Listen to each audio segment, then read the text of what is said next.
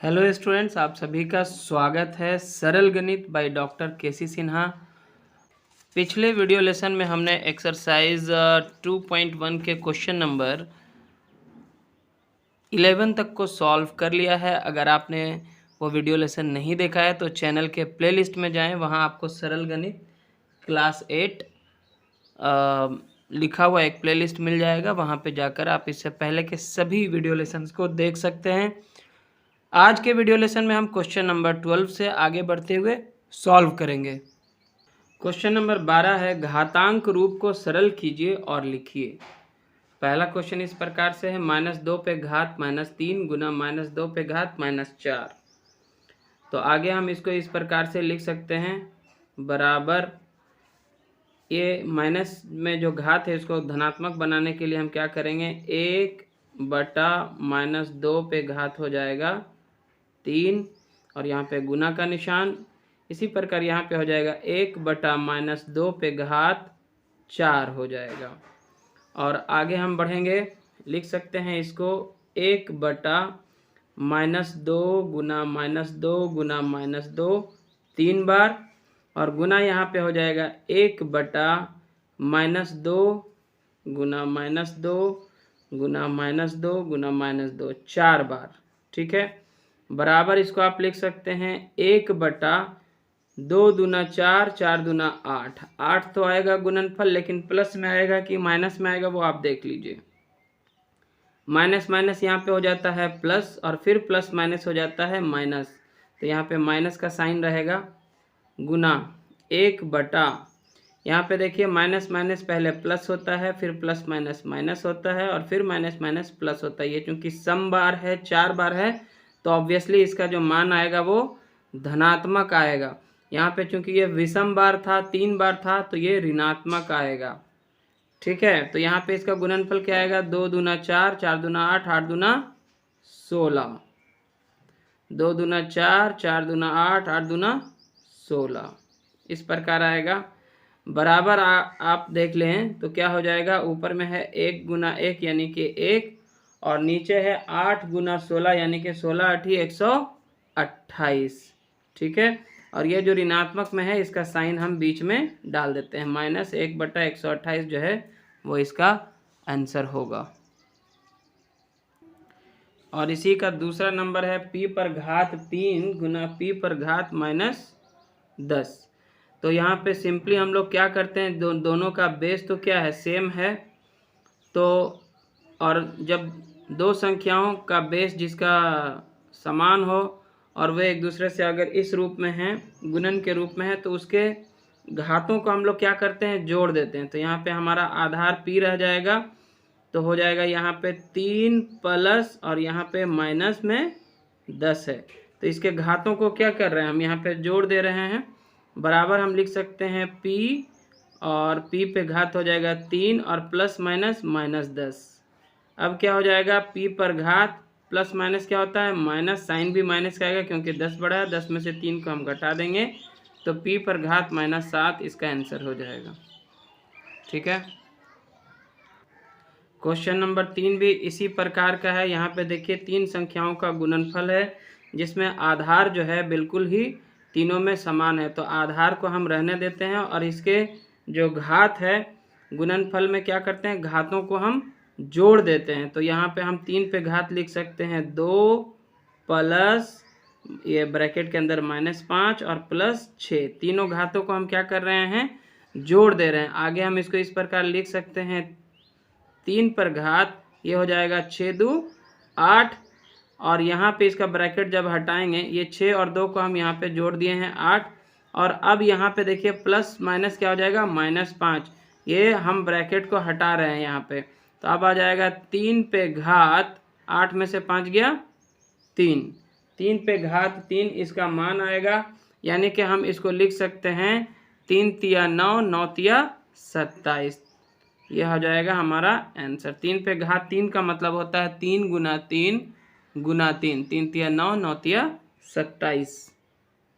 So students, अब आइए हम क्वेश्चन नंबर 13 को सॉल्व करते हैं। इसको सरल करने के लिए कहा जा रहा है क्वेश्चन इस प्रकार से था 3 पर घात -5 गुना 10 पर घात -5 गुना 125 बटा 5 पर घात -7 है ये, और गुना 6 पर घात -5। आगे इसको हम लिख सकते हैं इक्वल्स टू, यहाँ पे एक बड़ा सा ये जो बटा का निशान है रहने देते हैं इक्वल्स टू के सामने। अब ये 3 पर घात -5 है तो इसको हम ऐसे लिख सकते हैं 1/3 पर घात 5 गुना 1/10 पर घात 5 गुना 125, और नीचे यहाँ पे हो जाएगा 1/5 पर घात 7 और गुना 1/6 पर घात 5 बराबर। यहाँ पे आगे बढ़ें तो ऊपर में क्या हो जाएगा 125 और नीचे बचेगा 3 पर घात 5 गुना 10 पर घात 5। अब ये बटा को जब हम रिमूव करेंगे तो यहाँ पे गुना का निशान आएगा, क्योंकि भागा से अब हम गुना कर रहे हैं तो इसका जो हर है वो अंश बन जाएगा। तो यहाँ पे हो जाएगा 5 पर घात 7 गुना 6 पर घात 5। क्लियर है? आगे बढ़िए। अब इसको हम इस प्रकार भी लिख सकते हैं 125 गुना 5 पर घात 7 गुना 6 को हम लिख लेते हैं 2 गुना 3 पर घात 5 के रूप में लिख सकते हैं। द्वितीय 6 ही होता है। और यहाँ पे हो जाएगा 3 पर घात 5 गुना 10 को लिख लेते हैं 2 गुना 5 के रूप में ब्रैकेट के अंदर, और इस पे घात है 5। आगे बढ़ाएंगे तो हो जाएगा 125 गुना 5 पर घात 7 गुना 2 पर घात 5 गुना 3 पर घात 5 बटा हो जाएगा 3 पर घात 5 गुना 2 पर घात 5 गुना 5 पर घात 5। अब जो सेम ऊपर नीचे दिख रहा है, जैसे 2 पर घात 5 2 पर घात 5 ऊपर नीचे कट जाएगा, गुना में है। फिर 3 पर घात 5 और 3 पर घात 5 कट जाएगा। अब क्या बचा 125 गुना ऊपर में है 5 पर घात 7 और नीचे बचा है 5 पर घात 5 बराबर हो जाएगा 125 गुना 5 पर घात 7 माइनस 5, क्योंकि ये भागा के रूप में है और भागा में क्या होता है घात घट जाता है तो घटा देते हैं। अब हो जाएगा यहाँ पे देखिए क्या बराबर 125 गुना 5 पर घात 2 बचेगा, 7 में से 5 गया 2 बराबर, ठीक है, बराबर हो जाएगा 125 गुना 5 पचे 25। अब इसका जो गुणनफल होगा वही होगा आपका आंसर। तो 125 से गुना करना है, 125 में गुना करना है 25 से, तो 5 पचे 25 के 5 बाकी 2, 5 दूनी 10 2 12 के 2 बाकी 1, 5 इकाई 5 1 6, और यहाँ हो जाएगा 2 पचे 10 के 0 बाकी 1, 2 दूना 4 1 5 और 2 इकाई 2, तो 5 2 6 5 11 के 1 बाकी 1 2 1 3 हो जाएगा 3125। ये होगा इसका आंसर, ठीक है। और स्टूडेंट्स अब हम क्वेश्चन नंबर 14 को सॉल्व करते हैं।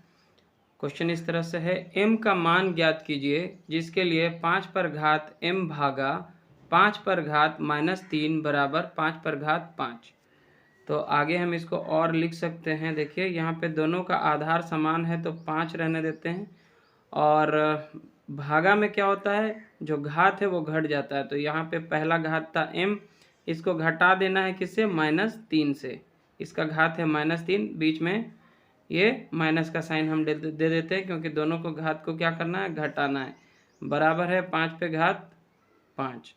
और आगे अगर हम बढ़ें तो हो जाएगा 5 पर घात m, और ये जब ब्रैकेट हटेगा तो माइनस माइनस क्या हो जाएगा +3 बराबर हो जाएगा 5 पे घात 5।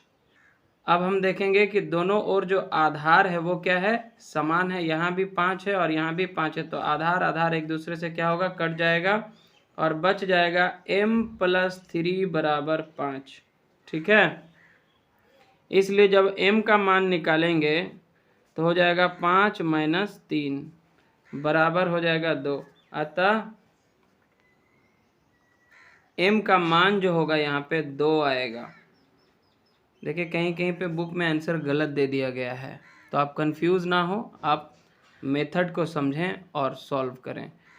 तो स्टूडेंट्स इस वीडियो लेसन में इतना ही। आई होप कि आपको ये वीडियो लेसन पसंद आया होगा, अच्छा लगा होगा। अगर आपको ये पसंद आया तो लाइक करें, शेयर करें अपने सभी दोस्तों के साथ, और चैनल पे नए हैं तो सब्सक्राइब ज़रूर करें। Thanks for watching.